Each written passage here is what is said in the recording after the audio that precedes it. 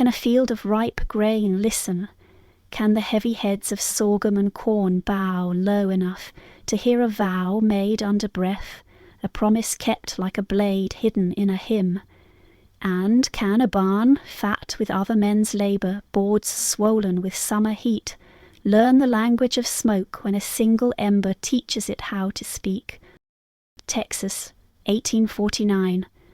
The moon kept its distance like a white-haired witness who'd already seen too much. Crickets trembled in their own music. The wind held its hat to its chest. Somewhere a man named Moses, who belonged to no one but could not say it, counted the beats of silence between the living and the ledgers, between patience and the hour that finally arrives. Pause here, at the threshold where a latch knows the difference between day and night, and breath is a candle with a shaking flame. Step closer to the marrow of this story, and let the hush in your own room listen with you. If you want to follow real stories that defy time and reveal hidden truths, subscribe to the channel now and turn on notifications so you don't miss any of our investigations. Now we go on, slowly as the dark prefers. Day began on that plantation, the way a wound begins to ache before a storm. Quiet first, then deep, Dawn climbed the fence rails like a tired boy and sat there, pale and undecided, while the rooster bragged about a morning he did not make.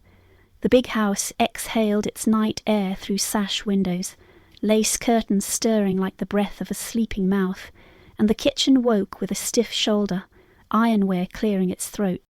Heat came early, a Texas confidence that never felt the need to apologize. Dust rose in soft councils around boots, then collapsed back to earth when the boots were finished speaking. A porch boy confessed with a groan every time a white man crossed it, the same way a chair tells on the weight that settles into it. In the quarters, the day opened like a scripture no one was allowed to read aloud, but everyone knew by heart, bucket to well, well to lip, lip to thirst. The sound of a rope lowering into darkness, then returning as if it had negotiated with something older than light. Moses woke to the same knuckle of day pressing against his ribs. Up, up now.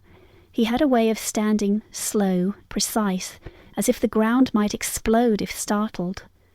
The scar along his forearm, shiny as candle wax, caught the first slice of sun and turned it into a line he could trace without looking. He liked to count the roosters, not because he cared for their opinion, but because they were wrong as often as men. He liked to count the boards in the barn roof, the teeth on a rake, the knots in a rope, the breaths between the master's orders. Counting, for Moses, was a way of surviving. Numbers made a room inside his head where no overseer could walk. The plantation had its own organs, and each made a sound. The churn's dull heart, the loom's lungs, the anvil's bell, the sugar kettle's throat. Even the cotton had a voice, faint as a child talking through a closed door, while the wind pulled at it like a mother late to fetch. The master, Mr. Calloway, wore his wealth like a well-broken horse, confident under the hand. His wife wore her days like a too-tight glove, and complained of headaches the way Rain complained. Their boy, Jonas, hid his mean little pleasures in the shadow of bigger men, practicing cruelty the way other boys practice letters. Harvest meant everything and nothing. Everything because the season lay open like a ledger about to be updated, each bale a number, each barrel of corn a decimal added to a life Moses would never legally own. Nothing because the sky did not know nor care. Clouds migrated in slow herds, buzzards scribbled in circles. The sun went on with its old arithmetic. The barn was the belly of it all, heavy with grain and seed, tools hung like ribs, the smell of cut hay so thick even flies landed soft-footed. Its doors had been planed smooth by years of hands that didn't belong to themselves. At supper, the laughter from the big house marched out the windows and down to the yard, a regiment that had never seen a battlefield. In the quarters, the talk moved in lower circles, how Mary's baby had the eyes of a man she didn't want to name, How old Aunt Dinah dreamed the river turned around and ran backward. How a man could wear silence the way he wore a hat pulled low against the weather and the law. The older men spit tobacco like punctuation. The women stored their tiredness in their backs where it could be carried without spilling. Children practiced the art of not being noticed, which is a hard art to master. Night grew up out of the ground rather than falling from the sky. It rose through the floorboards, slid into the rafters, leaned its head against the door jambs. Somewhere in the trees a barred owl called out a question that sounded like counsel. Moses turned the day over in his hands and put it away. Sleep would find him, but not fully, the way mercy sometimes hovers near without taking a seat. Seasons had been personified so often there was nothing left to say, yet here they were, speaking again. Spring made promises it couldn't keep, summer bragged and then punished. Autumn counted. Winter remembered in 1849 the land was still deciding what to be called, but it knew how to keep men in certain rooms of the earth and close the doors. The air itself understood the business of bondage. It moved around the wrists and didn't loosen the ropes. In all this machinery of day and dark, Moses occupied the thin seam where a man can hear his own true name even when it is never spoken. He kept it folded in him like a scrap of paper near the heart. He mended tools, stacked shocks, lifted what was heavy, listened to what was louder than words. The groan of beams, the chirr of locusts, the cane's dry applause when a wind went by. He listened because in listening there is a kind of ledger too, each sound an entry, each entry a debt, each debt a date that one day would arrive with perfect punctuality. I am named Moses in the mouth of those who do not own the right to name. My mother called me Mo when she could call me anything at all, and there was a way she would look at me that no one could beat out of her eyes. She is not here, the earth holds her like a secret it refuses to trade. The mark along my arm is a signature I did not sign. The day they gave it to me I learnt what time was, how long a second can hang from a nail and swing. There is a book in the big house, leather smooth as a lie. I have carried it. I have wiped the dust from it. Mr. Calloway licks his finger before he turns the pages. Sometimes I imagine his tongue blackening from the numbers he feeds it. I know what a ledger is without knowing all its letters, column under column of who owes whom and how much. That book changes the shape of men's backs. It takes their breath and sells it by the pound. But there is another ledger, and I keep it in my own body. When Jonas laughed while he set the dog on Isaac, I entered it. When Mrs. Calloway said her headaches were worse when the field hands sang, I entered it. When the overseer, Mr. Pike, knocked the taste of blood into my mouth for being done with a task too slow or too quick, I entered it, both ways. When winter bit down and the blanket didn't reach the feet, I entered it. When the harvest ran us like mules and we were still called lazy, I entered. When Mary's boy came into the world quiet and stayed that way, I entered it and underlined. A man learns to wear silence as a coat. Mine is stitched from patience and the small, unmoving places inside. Words are a luxury I cannot afford. I save them for prayer and for the sound a match makes when it tells wood a story that ends in light. The quarters talk at night about running and revolting and dying. I listen with my face turned to the roof and my silence takes notes. There is a way to wait like a bow already drawn. I study the barn because the barn is the stomach of this place.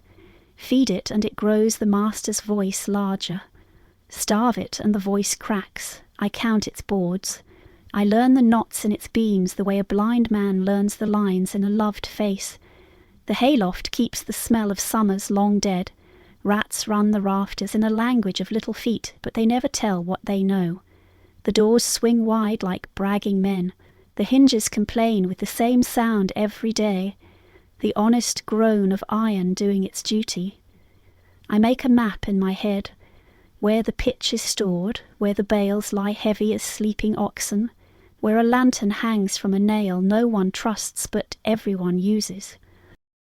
I remember the first fire I ever saw, not a bonfire for a white boy's birthday, not a kitchen blaze under a good pot, but the small, obedient flame of a tallow candle trembling before it took its own courage.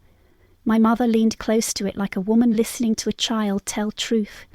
She said nothing to me. Some teachings have to walk into a man without a guide. I learned that fire can whisper, but does not always shout. It can be tender as it learns, then terrible when it knows. There are days when rage wants to run me like a stolen horse. Those are the days I look at the sky and remember how big humility is, how it can make a man steady his own hands. Rage is loud, patience is the one that wins the room. So I write the numbers in my private book, slap across the jaw. 1, salt rubbed into a cut to keep me working. 3, Isaac's blood on the dog's mouth. 4, my mother not seeing another summer. 5, Jonas's laughter, there's no number for that. I draw a long line under it and let the line stand in for 1,000 notations. I do not think of God as the house people go inside on Sundays. I think of him as the one who counts without losing the place. He knows every breath I have taken with my teeth clenched. He knows how many splinters live in these hands. He knows the exact weight of a bale I had to lift alone, because a man with a whip wanted to know whether I could. I talk to him, but not in words. I show him my waiting like a field shows the sky its back. Bare, bare, hopeful, and hopeful both. When the harvest comes to its red-edged week, everything sharpens. The men drag and the women move as if dancing in a dream they are trying to wake from. The barn's belly swells. The master rides the fence line like a boy on a stick horse, pretending he made the world. Jonas learns his father's swagger the way a fever learns a body, easy, then complete. Mr. Pike is quiet. Quiet men are the ones I watch. He sets his hat on his head like an argument he expects to win. I carry in my mind a picture of my mother's hands. The right one had a scar shaped like a willow leaf.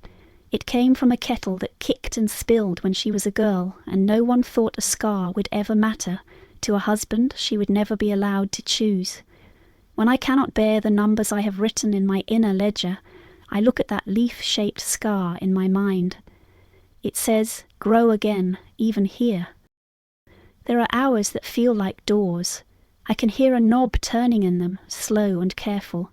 I know that a door wants to be opened or closed. It does not want to stand undecided.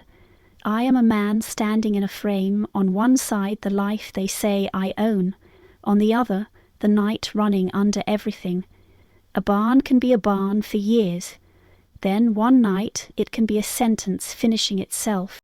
Preparation is a ritual for those who cannot afford mistakes.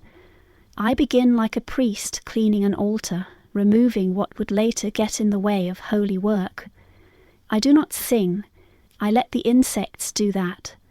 They are a choir that never tires. First I learn the rhythm of the watch. Mr. Pike walks the yard after dark like a metronome who hates music. He stops at the porch, knocks the mud off his boots, 5 taps on the left rail, always 5, spits into the rose bed, looks at the moon as if trying to threaten it into getting down. Then he continues.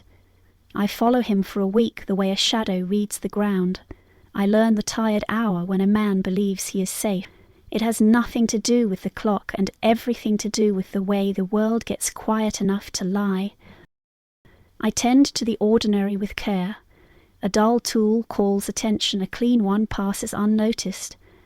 I oiled the hinges of the small side door of the barn under the generous lie of mending them. The oil has a way of teaching metal to mind its manners. I stack bales in a pattern that looks like work and is work, but also like a shape a future might favour. I move a lantern from one nail to another. Just an inch, then another. I learn which section of floor was repaired with fresh planks last spring, and which holds old pitch like memory. I fix the frayed halter rope because a broken rope is a loud thing when it fails. In the kitchen yard, a pile of husks curls like a sleeping animal.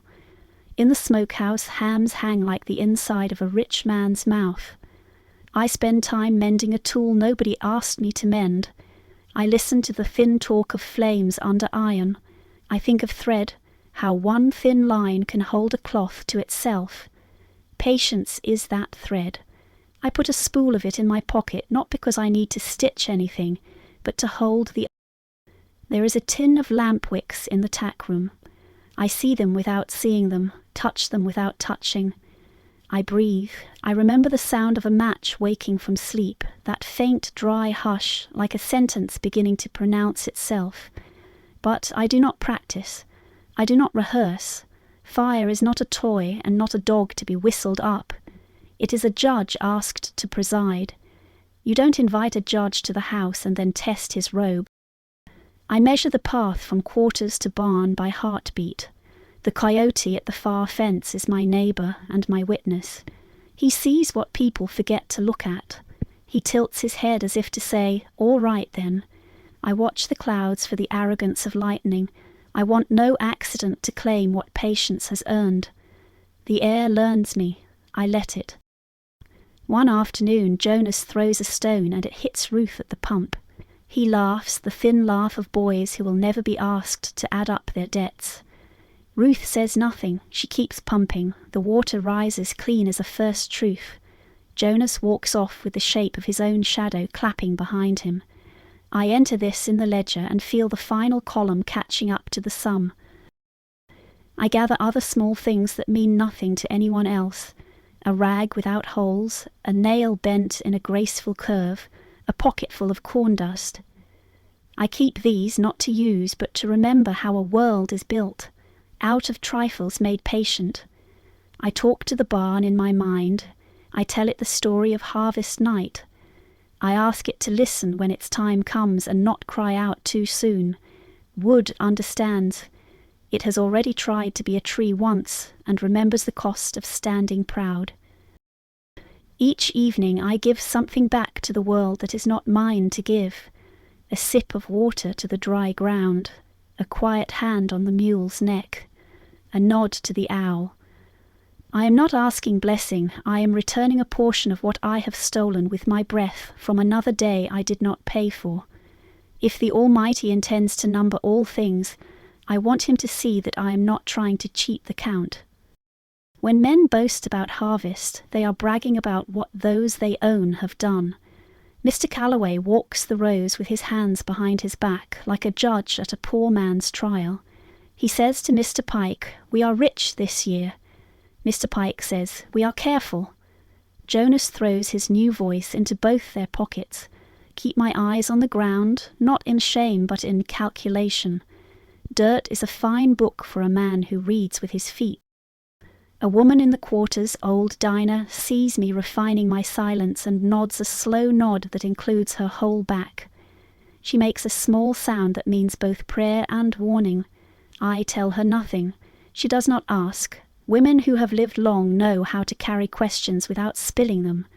She hums at the cook fire later a tune I do not wash and will never hear again. It floats up and sticks to the undersides of leaves where even the dew cannot wash it off. When the last wagons roll up and the barn takes them into its hunger, the air thickens with harvest dust. It settles on every eyelash. It makes even white men look like a kinder colour for an hour. The sun drags itself to the horizon like a man pulling a load he regrets promising to move. I stand in the shadow of the barn and feel the earth opens a hair. A man can feel the draught even before the latch turns. I put away the idea of forever and pick up the idea of today. I set down fear like a bucket that no longer needs to be carried. I choose a path where grass knows me. I keep to the old shadows. I dress in plainness. I move my heart into a slower room, the way a careful man moves a lit candle from table to table. When I pass Ruth, she does not see me, which means she does, and that is enough. Harvest night arrives with a choir of crickets so loud it sounds like silence from far away. The moon is old, which is good. Old moons tell less. The breeze is lazy and therefore loyal. Mr. Pike drinks a measure that takes the straight out of his walk. The master counts his day one more time with his hands. Jonas throws a stone at nothing and hits it dead. The barn sleeps in the confidence of a fat man after supper. I am a thin man before. Night is a corridor, and I am already in it. Grass hushes underfoot, a whippoorwill writes its single sentence across the edge of the field. The barn stands with its chest pushed forward, proud of its plenty. I slide along its flank the way a whisper slides along a mouth. The small side door I tended pays me back with gratitude. It opens without complaint, a gentleman who knows good manners when he's learned them. Inside, the dark is thick and not entirely empty. Mice speak in cursive on the rafters. Hay breathes the warm breath of summers dead and dried. The tools gleam like teeth in a closed smile. I take nothing that is not already mine. My patience, my ledger, my right hand. I bring no book of instructions because a heart with a long arithmetic does not need to read what it has already calculated. There is a sound a match makes before it is born. It is like a foot lifting itself to step into history. I do not hurry it. I think of my mother's willow leaf scar. I think of Ruth at the pump, of Isaac's blood, of the dog's quiet panting after. I think of the numbers, how the right sum can settle a matter. I think of God counting stars with a tenderness that has room for anger inside it. When the flame appears, it is a child who recognizes me. I hold it close, but not so close it is afraid. I tell it what it needs to know without words. Here, then here, then here. I do not teach it greed, I teach it intention. Fire is not my servant, it is my witness. It tastes what I show it. It learns the barn by mouth. The hay answers first with a grateful sigh, the way a parched man drinks. A glow establishes itself, not loud, not yet. The heat begins to think. I lift the lantern from the nail it had been waiting on and set it where it can do the most listening. Light licks along a beam and pauses to consider. The barn shifts its weight. Wood remembers tree, tree remembers lightning. Smoke debates, then agrees. I move the way a careful man moves through a room where old people sleep. I do not kick the bucket that would clatter. I do not bump the rake that would point at me with its iron fingers. I step to the side door again and give it the small favour of closing too.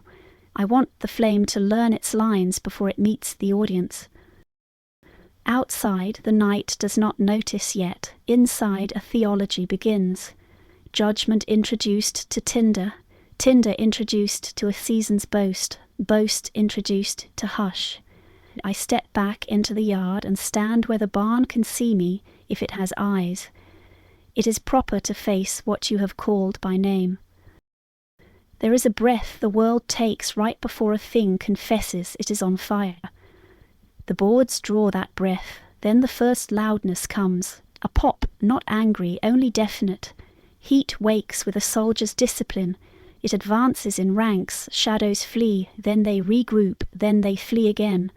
From the loft a low moan as stored summer turns to speech. Somewhere a mouse writes the fastest sentence of its life and is gone. I do not run. Running is for men being chased, and I am not.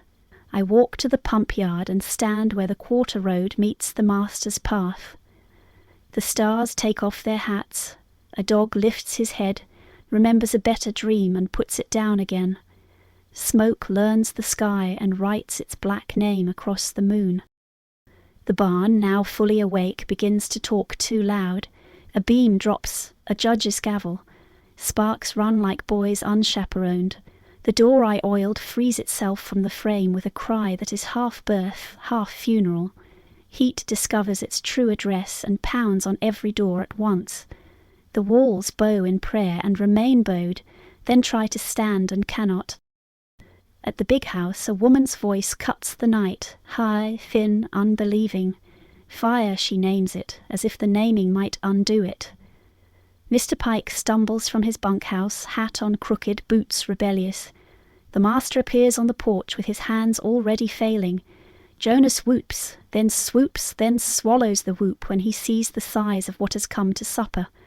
Men run, water is called for, and arrives in thimblefuls against an ocean of judgment. The pump stutters, then tells them what it has always told them. I can only give so much, so fast. In the confusion, the world is pure. For once, numbers make sense in front of everybody. One barn, one night, a season's boasting taken to zero. I stand where I am, a figure among shadows, no more interesting than a tree. Women gather their skirts and their breath. Children wake into this lesson they will never forget, that wood remembers, and fire is a tutor who writes unforgettable letters. Mr. Pike yells orders at men who have learnt to ignore his voice when God is speaking. The master runs into the smoke and is pushed back by the hand of heat. Jonas cries, a sound like a boy discovering he is only a boy. Chickens argue with their own panic. A mule prays in a language that breaks the heart of anyone who has one. The barn throws up sparks like a drunk throwing up lies. I feel no joy, only rightness. It is a stillness without sweetness, like the quiet after a verdict spoken. I am not the author of the flame, I am the usher who opened the door and stepped aside. The fire knows its business. It climbs, then strides, then becomes a crown. The roof bows, a black column writes the true harvest into the cold book of the sky. When the first wall fails, it does it like a gentleman collapsing at a dance, apologetic, inevitable. The world roars approval and horror in the same breath. Someone shouts my name to hand me a bucket. I do not hear it in time, or perhaps I do. Either way, the bucket passes on, a dumb pilgrim heading to its shrine. A spark lands on my shirt and dies without leaving a mark. The Almighty is merciful in the measures he chooses. By morning, the barn is a black psalm. The land around it is so clean of pride you could eat off it. Smoke hovers low, a widow who has not decided whether to sit or stand. The master looks at the ruin with a face like a barn door himself, flat, stunned, older by a harvest of years. Jonas has discovered the solemnity of being quiet. Neighbours arrive, their horses doing the polite trot of men who want to be seen helping. Hats in hands, eyes everywhere. Terrible, they say, savouring the syllables like sugar. Lightning, one offers, glancing up at a sky still innocent as a child. Green wood in the rafters, another concludes, as if science could tidy this house of cinders. A third looks too long at the quarters and then too quickly away. Could be anything, he says, meaning he hopes it is not what it is. Newspapers are small kings who love to sit on big thrones. Word travels faster than truth. In town a column appears. Inked theories arranged like soldiers in a parade. Harvest tragedy, one headline bows. Negligence suspected, another salutes. Providential warning, a third preaches, like a pastor who would sell you your own soul if he could bind it in leather first. The paper knows as much as a rooster about dawn and crows twice as loud. In the quarters no one says my name with their mouth. Names are tinder, one spark and the whole forest goes. But eyes find me and look away as if my face were a mirror, and the reflection too sharp. Dinah hums the tune from the night before and lays it over the ashes like a cloth on a body. Ruth pumps water with a steady arm. The arc of it is a benediction. Isaac runs a hand over the dog's head, and the dog, remembering what a mouth can do, lets the hand stay. Fear walks the yard in borrowed boots. It looks like each of us in turn and then moves along, or walks with it, barefoot and slow. Children kick at a charred piece of beam and then stop, suddenly polite. The ground around the ruins is spangled with nails, each a small black star that fell before its time. Smoke whispers old stories in a new accent. The sun climbs out of its bed with its usual care, having slept well. Mr. Calloway counts without numbers. He lifts a piece of something that used to be something else and lets it drop to learn what ash weighs. He does not say, someone did this. He says, this was done. The difference is a ditch you could hide a man in. Mr. Pike speaks less. He has met a judge who cannot be bribed, and he is pondering the new arrangement of the court. Work goes on because work always does.